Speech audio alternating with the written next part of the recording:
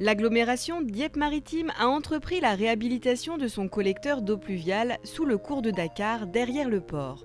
L'ouvrage béton de forme ovoïde, situé à 5 mètres de profondeur, ne pouvait pas supporter le passage d'une grue pesant 490 tonnes et pourtant indispensable à la manutention d'éoliennes à quai.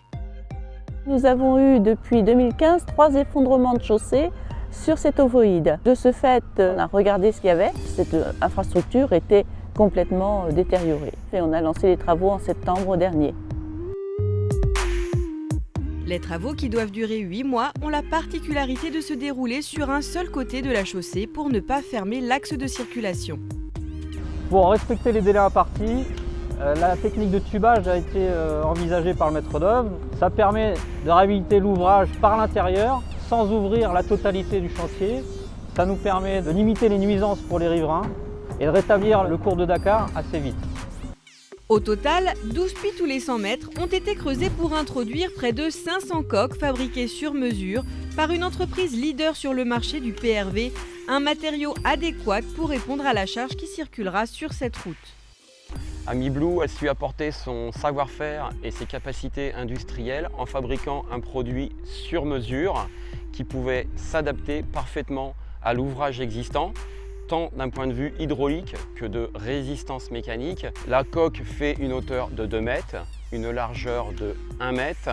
Elle a une longueur de 2,50 m, qui est la dimension maximale de nos moules, pour pouvoir éviter le nombre de manutentions sur chantier, réduire le nombre de joints d'étanchéité. Les caractéristiques les plus importantes du produit PRV, polyester renforcé de verre, sont son insensibilité à la corrosion de par les effluents transportés et la corrosion des sols agressifs, ainsi qu'une très bonne résistance à l'abrasion.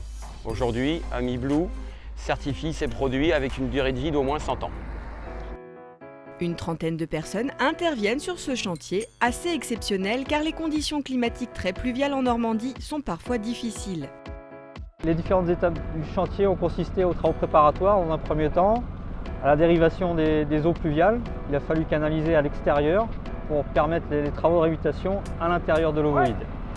Ensuite, cet ouvrage avait la particularité d'avoir une conduite d'eau usée à l'intérieur de l'ovoïde qu'il a fallu déposer. L'ouvrage à réalité faisait 1 km. On est parti du centre avec 2 équipes qui partaient vers les extrémités. Nous avions nos équipes de la SAD de Rouen qui terrassaient les puits à l'avancement, environ tous les 100 mètres.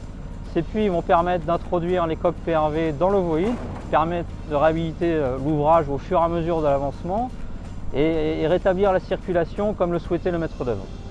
Pour sceller les coques, un coulis Bintoni de ciment a été injecté dans le vide annulaire. Chaque puits est aussi équipé d'un regard tangentiel en PRV pour permettre l'accès à la conduite quand elle sera exploitée. Le coût global hors taxe est de 5,3 millions d'euros, 4 millions pour les coques et on a 1,3 million d'euros pour le poste anti-crue. Nous avons eu des subventions d'État à hauteur de 795 000 euros et le contrat de territoire, la région, qui nous a apporté 1 855 000.